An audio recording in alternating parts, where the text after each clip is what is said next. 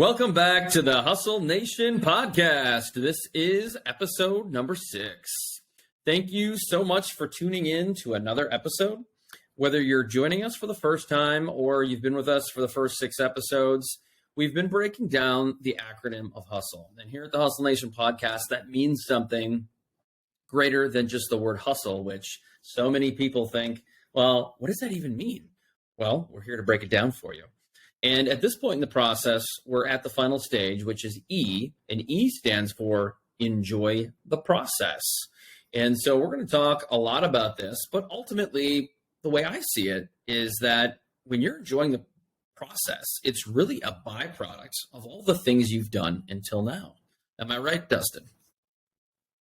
Yeah, 100%. Yeah, you can't, it's last for a reason. And the reason it is because you can go through this entire process. And if you set it up right, this can be a bit of a byproduct, but even though it is a byproduct, it still doesn't just happen by chance. Still those that really find ways to enjoy the process of getting better and improving and challenging themselves. There are ways in which you can basically make it more likely for you to have that enjoyment of that improvement. And what's interesting about, to me, the E, the enjoy the process, is I've found it's really the separation between those that are really good and then great, because it's that extra lever, it's that extra degree, it's that extra piece that you get because you're enjoying that piece of it, right? There's lots of people that can be disciplined and do things they don't like for a period of time. But if you actually enjoy that process, you enjoy the hustle, you're going to find that little extra, that extra time to get a little bit better. You're going to give up less. You're going to push just that little bit harder. And so to me, it is last because, if you just start with, this and you just enjoy the process, but you're not doing anything, well, then what are you really trying to achieve? But just because it's last does not mean it's any less important, because to me, when you really see the top achievers, they all have this. I agree. I really agree. Yeah, there's so much to that to unpack. But ultimately, if you're a listener or a viewer and you're just kind of coming to us, you're probably thinking, okay, that's great. I understand it. I know I need to get to this point. But ultimately, here's the question. How do I get there? Yeah, so it's a great question. I think how you get there is some ways how you get there, but also how do you prevent from not enjoying the process, right? So I think there's different ways to kind of look at it. And to me, when I look at how people are frankly miserable, or at least not enjoying the process of getting better, I think a lot of times it's because you're not succeeding anywhere in between. Your goal is just frankly too long-term, with really none of these micro goals to get you there. And, example, I was talking to somebody just yesterday who actually lives out in California. He's an entrepreneur running a really successful business. And we were just kind of talking about different things. And his kind of long-term goal is he wants to own a mansion on the coast of California. And, I was joking because, I'm in the insurance business of, well, do you really want to own the house that's going to fall into the ocean in a couple of years? And his point was, yeah, absolutely I do, because that's the best view. And yes, every once in a while I'm going to lose part of my house, but that's what I want. That's my long-term goal. Well, that's not his goal for 6 months from now or a year from now. And so if his only goal was that, and that's all he measured himself on, he could go a really long time without getting any kind of that self-positive reinforcement. So to me, it's, there's a lot of different ways to get there, but, one of the key things is, kind of breaking down things so that you can have wins along the way. There's actually a book, it was written by the admiral, a Navy SEAL admiral, William McRaven. It's called Make Your Bed Every Day. It actually got a lot of popularity because he had basically a video of a commencement speech that he did where it was about make your bed every day. And he talks about, the Navy SEALs and all the different things that he learned. But at the core, it started with every day as a Navy SEAL, they had to do this task, which at the time seemed mundane and useless. And how did this fit into the overall piece, which was they had to make their bed a very specific way. And they would get judged every single morning on, was it done correctly and was it done perfectly? And his point was, it seemed like a small thing, but what it allowed is every morning they would wake up and they would accomplish a task for the day. And his concept and his mindset was really, it doesn't always have to be the big thing, but knock out that thing right away in the morning so that you can say, look, I accomplished something today, because we know wins build wins, success builds success, positivity builds positivity. And so his idea is it gets the ball rolling basically for the day. And so if you haven't checked out the book, I highly encourage it. It's a quick read, but it's a great read. So I've not read the book, but I'm familiar. As soon as you said that, I knew this was the guy who's gone viral on LinkedIn multiple times over and on Facebook. It is really a great video. If you have not checked it out, we should link that in the show notes. It just makes so much sense at so many levels. And I think that's also something we can teach our children, because how many of your kids actually make their bed? That's a struggle in my house. Yeah, absolutely. So let's switch gears a little bit. What about the outside noise? So there's so much negative energy, drama, white noise, stress, etc. I think it's really important to tune that out. Now, it's easy for me to say. I don't know what you have going on in your life. We all have things that are tough to deal with, no doubt. But how do you tune that out? And how critical is that? So to me, I think the key with a lot of these things, right, is energy is energy. And so even negative energy is energy. And so how do you shift it, right? How do you use it in a way that can be advantageous to you? And a lot of this, it starts between the ears, right? Just, how you adapt to things. Because look, what I've always said is if you're doing something that matters, there will be people that don't like that for all sorts of reasons. And not because you're doing anything wrong, just because you're doing something and they're maybe not doing something. And so that makes them upset, right? And so to me, anytime you hear that negative talk, to me, it's about shifting that to saying, using that as a fuel. Because if you hear that negative talk and say, okay, they're upset with me, or they're trashing me, or they think I suck at this, that, or the other thing. Okay, that's great. What is that? What am I going to do with that information? Well, if I use it to say, whatever, screw you, man, I'm going to do it. I'm getting off the couch. I'm going to go try it. And look, I may not be perfect. I may not nail it every single time, but I'm trying. I'm out there. I'm hustling. I'm trying to get something done. And if you have just that almost one sentence in your head that every time something negative is coming at you, it's usually not about you anyway. It may be your name. It may be exactly what you're doing, but usually what I've seen is negative people are just negative people. Actually, this was a couple of years ago. I was out in Phoenix, and I love to just kind of talk to different people, different things. And I was actually doing a tour of the city, and our tour guide was a longtime teacher. She had been a teacher for 25, 30 years, and she'd retired, and this was just kind of the thing she wanted to do because she loved the city. And I remembered asking her, I was like, okay, you're a teacher. You've seen parents, you've seen kids all these years. Like, what's your nugget? What's the one thing that kind of shapes how you view people? And she's like, it's actually really simple. There are positive people and there are negative people, and they tend to never change. That's right. And it was, we all see it, but it was one of those things. I'm like, that is so profound, because that's exactly right. There are just positive people and negative people, and negative people are going to be negative people. That's fine. So that's their issue. That's not my issue. And so if you flip that and you use that as fuel, it can be a really powerful thing. I often say to my wife, if I'm referring to someone else who has an issue that surrounds itself with something like this, where it's just negativity, hate, whatever, I say that's an HP. That's his problem, not mine. Yeah. But ultimately, I find that there's really often no merit to the negativity, or I also think sometimes it's a jealousy thing. And it doesn't have to be because someone achieved a high level of success. It's just, why aren't I doing something with my life? Or how come I'm not here? Or, this should be me, right? And I think that a lot of people play that card, whether they do it externally where people can see it, or they do it internally where they kind of hide their emotions, or like so many, hide behind the keyboard online, which is a very sad and unfortunate thing. But that's okay. That's all right. I often say when it comes to this stage, enjoying the process, we're all going to have mistakes. In the last episode, we talked how important it is to have mistakes and failures and learn from that. But, ultimately, was this really a mistake, or was it just maybe I fell a step short on achieving my goal? So what I always say is you have to laugh at your mistakes. And if you can't poke fun at yourself and you can't smile about those things, and you're like, Chris, why would you smile at your mistakes? Because I truly believe if you can't enjoy the process there, you'll never be able to enjoy the small victories and the small things in life.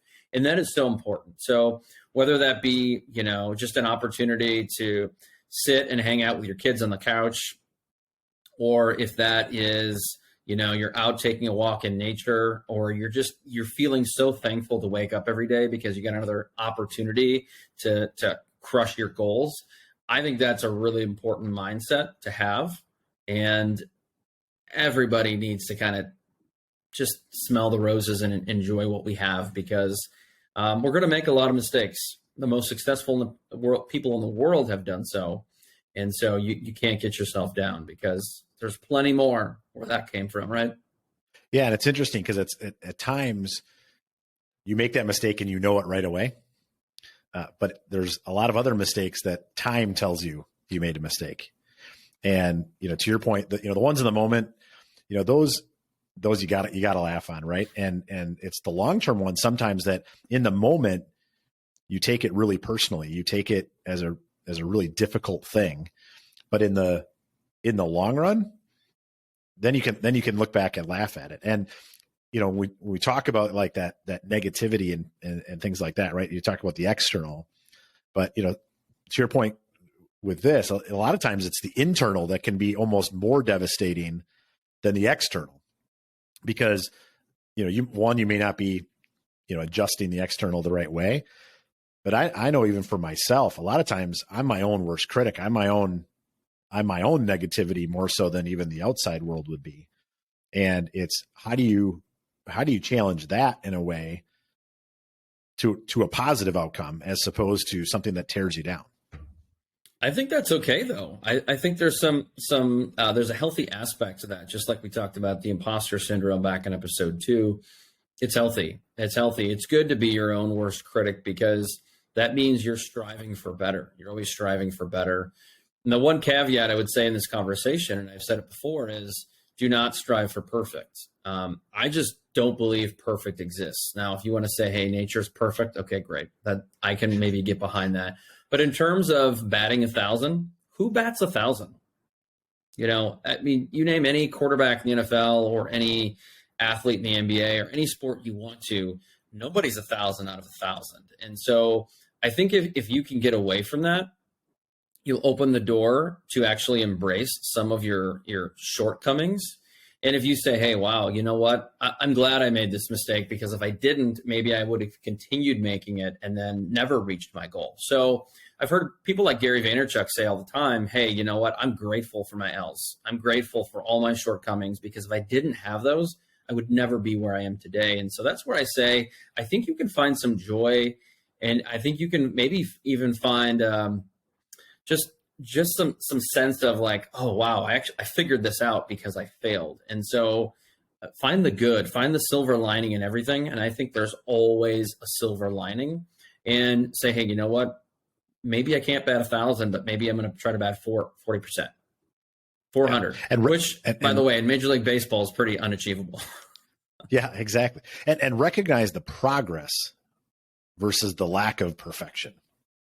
Right. And by recognizing that progress each and every time, I mean, you see it with people in all sorts of things, right? Like if you use like weight loss as an example, right? People look at it and they say, well, I'm only going to lose a pound or 2 a week.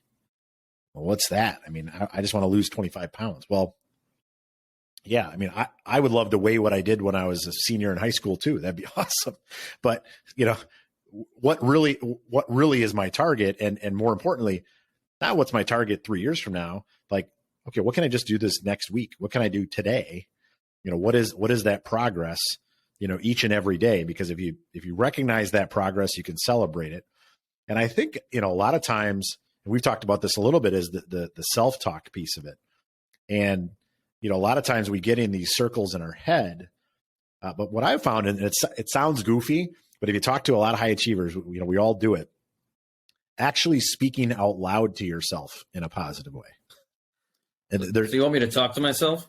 I do. My wife already thinks I'm crazy. Yeah, that's exactly right. And I don't know what, I'm not a psychologist. I don't know. And maybe I'm just full of it, but for whatever reason, when you say something out loud, it's more likely to come true in my mind, and it gets your head a little bit right. It's really easy to get in those negative loops. One example I have is this actually wasn't all that long ago. This was maybe 6-7 months ago. It was earlier in the year, and I got in. I'll never forget it. Like every morning, I'd be getting ready in the day, and I kept on saying these things like, "Man, why can't I just do this? And why can't we just do this? And why are we not accomplishing this? And why isn't this getting done?" Right? And I was talking to myself about all the open loops and the things that I wasn't achieving that I wanted to achieve, and it was consuming me. And so it was every morning. That's how I started my morning, not really thinking about it. And because I had kind of gotten out of some of the other practices, which we'll talk about, that are more positive, and I was miserable. Like I was just a bad attitude for a while, because it was just every morning I'd wake up and I'd start off every day and just kind of that can't do negative mindset.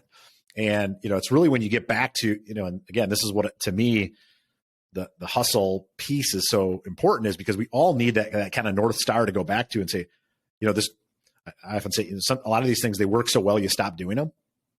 And it's how do you get back to those things that work so well? And so, even just that, as we talked about, that daily gratitude of just, it's amazing if just every morning you wake up and you just think of a couple of things that you're thankful for, right? That you're grateful for, that are positive in your life, and just how that shifts just the lens in which you see things for the day.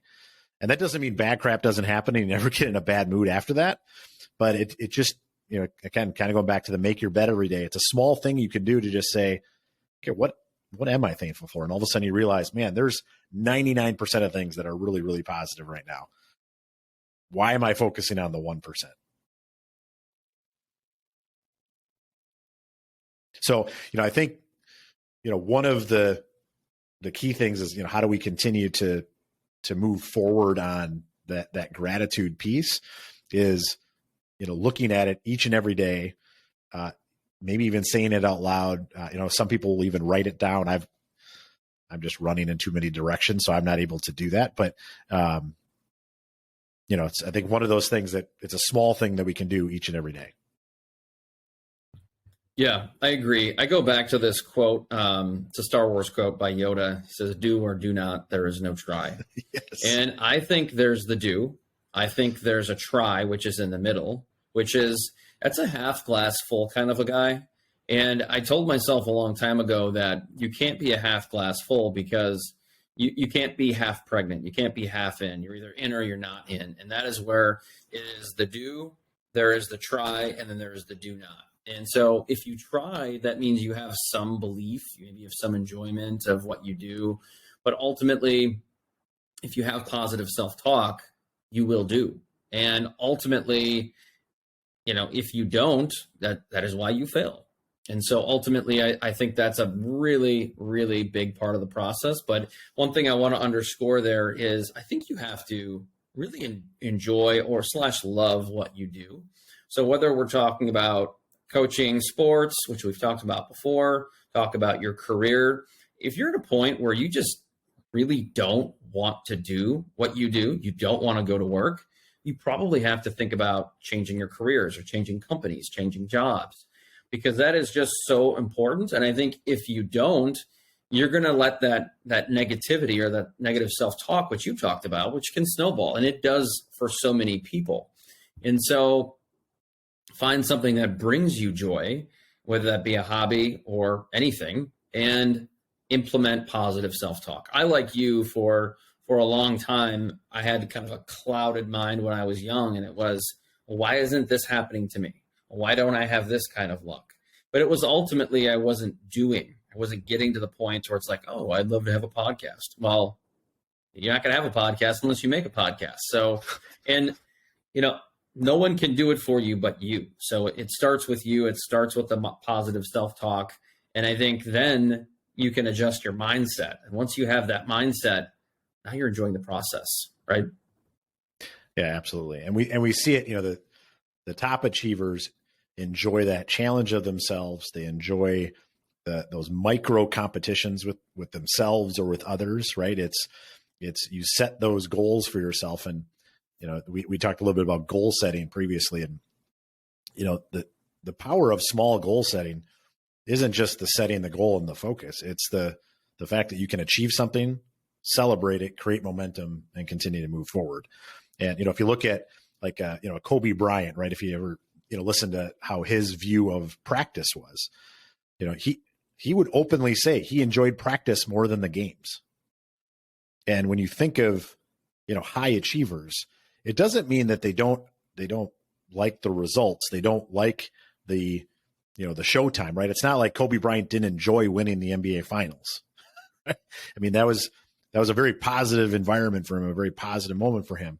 But the reason he enjoyed practice, if you listen to him, it was because it was the strategizing. It was the challenging each other. It was the getting better and thinking through how, the finals isn't for another 6 months. How do we get better today, and how do we better prepare, going forward? And that you see that theme time and time again from those that are the highest achievers is, finding that joy in some cases in the things that a lot of people don't find joy in.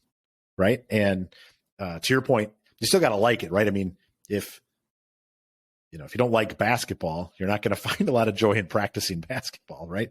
So you do still have to find the things that you have joy in, but then, again, changing that mindset of, no, this is getting me closer to my goal. So I love this part. And you bring up a great point, which is you need to have a passion for getting better. And if you are enjoying the process, if you love what you do, and if you have adapted this hustle mindset, I think people will have a passion. They'll have a thirst, as we talked about in the last episode, for getting better. And there's so many ways you can do that, but maybe that's what you need. Maybe you need that thirst for learning and improvement to help enjoy the process, to get better at what you do. And I think whatever it is, you should challenge yourself. Like Kobe and Michael Jordan would challenge themselves in practice or every season, set goals. And I've mentioned before, maybe this is learning a new language, learning a new skill, learning a new software, getting a certification, maybe going back to school, get your MBA or your doctorate. There are so many things you can do. And when you arm yourself with this additional talent and knowledge, I think you feel more powerful, more dangerous. And I mean that in a very good way, obviously, but then you'll have the skill set, you'll have the opportunity to get better. And that's what excites me. I mean, I've always had the passion to get better. I just didn't have all the pieces of the hustle mindset put together to understand how to get from point A to point B to point C. You bet. Yeah, absolutely. And what's the other piece of it is, this is another part of hustle that it's very contagious. If someone is positive and they enjoy the process of getting better, as a leader, if you want to make not only yourself better, but your organization better, what better way than to show people how to enjoy those things, right? And get them more joy out of it. If the Kobe Bryant example, right? When he was in practice, it wasn't just about even making himself better. It was making those around him better, right? And finding ways to challenge each one of them to just get a little bit more. And what were their triggers, and how do they just get a little bit more and so they can achieve their goals as well. And I think, as leaders, that's the other piece of this is, as we go through all the hustle, what's amazing to me about hustle is it's not just about you. If you do it from a leadership perspective, it's amazing how it spreads. I mean, who in the right mind doesn't want to hustle a little bit more if they see someone else do it? That's why, in so many ways we are who we're surrounded by. And to me, this enjoying the process is another big piece of that, right? If you're doing all the hustle, but you're miserable and your body language sucks and you're always negative and things like that, people are not going to be all that excited to follow, versus if you're enjoying the hustle and you're cranking it and you're enjoying that piece of it, people are more likely to want to come along the ride. Yeah, it's funny you say that. So I wrote a book a long time ago, and one of the elements in my book, it's very similar, as you know, because you've read it, but I actually challenge people to take this mindset and infect someone else with it. So teach someone else this mindset, because as I say, you'll learn a lot from teaching. I even if you're not a subject matter expert, if you go to coach your son or daughter's soccer team and you coach them, you're going to learn a shit ton of stuff. And so I think it's very important to go do that. But if you've come this far, maybe you've gone through the first 6 episodes of the Hustle Nation podcast, you're like, you know what? Maybe I'm not sure I get it. And that's okay. I really believe that that's okay. There's probably one element, maybe 2, that you're just missing from this puzzle. And so I would encourage anybody is to sit down with a colleague or someone you know who's successful, or even turn on a documentary, whether it be The Last Dance about Michael Jordan, or the Redeem Team, that is a story about how the NBA, essentially the Olympic team, went from losing to becoming very successful. And I think what you'll find is you'll learn something about what makes these people different, and their mindset, their approach to work, their approach to practice, which is kind of our daily grind, if you will. And you'll find those missing pieces somewhere in there. But hopefully, as we continue to churn out more episodes and we have guests and different topics that come up, you'll be able to continually put that puzzle together. And like anything, I always say that whether it be the hustle mindset or it be getting better at golf or name anything, success is ultimately a recipe. And I go back to this example in my book, and so often when I'm speaking, is that if you go around the world and you talk to 100 people, whether it be from the same country or multiple countries, they're going to give you that many variations in how to create a recipe of chili, right? And so it's beans, no beans, spicy, not spicy, cheese, beans, no, whatever. And there's no right or wrong answer. It's just the right answer is you have a recipe, which means you need these 10, 12 ingredients. You need these utensils. You have to follow this process, and the outcome should be what you expect, right? And so you can't just flip the switch on learning from others. You can't just start taking chances and boom, all of a sudden I'm hustling, I'm crushing my goals. I think that you need to have all of these ingredients, all these utensils, this process, and your recipe is likely to look different from mine. There's no question, or different from Dustin's. We're all in different industries, different parts of the world, and that's great. But only you can build that recipe. Only you know what's going to work. And I'll tell you what's interesting is that as your palate changes, as mine did, as now I love spicy food, and I like more and more spice as I get older, you might find that your recipe changes a year, 2 years from now. Maybe you've changed industries. Maybe you've moved. Maybe now you have children and before you didn't. And so I think it's a continuation. It's going to continue to be fluid for the rest of your life, and that's okay. Things are meant to be changed, just like there's more revisions of a book. So that's kind of my take on the hustle mindset. Dustin, any final thoughts for this episode? Yes. Ultimately, if you're not enjoying the process today, right, you're not enjoying that getting better, just realize it's only coming from 2 different places, right? It's either external or it's internal. And if it's external, turn it into fuel. And if it's internal, change what you're saying to yourself, right? And sit down and really think through, how do I shift my mindset to a more positive mindset? You'll be amazed on how quickly it'll shift. Well said. I love that. Love it. So moving forward, now that we've got through the acronym of HUSTLE, we're going to start to talk about more and more subjects that are important to leaders, business leaders, coaches, entrepreneurs, et cetera, et cetera. And we'd love to hear from you. Interesting subjects, interesting guests that you'd love to hear from. But ultimately, there's a much bigger picture in Hustle. And so we want to make sure we're bringing all kinds of tools and tactics and guests to the table. They're going to bring value and ultimately going to help you get to your goals, because we want to get to our goals too. And we know that together in Hustle Nation, we can do that. We're really excited about it.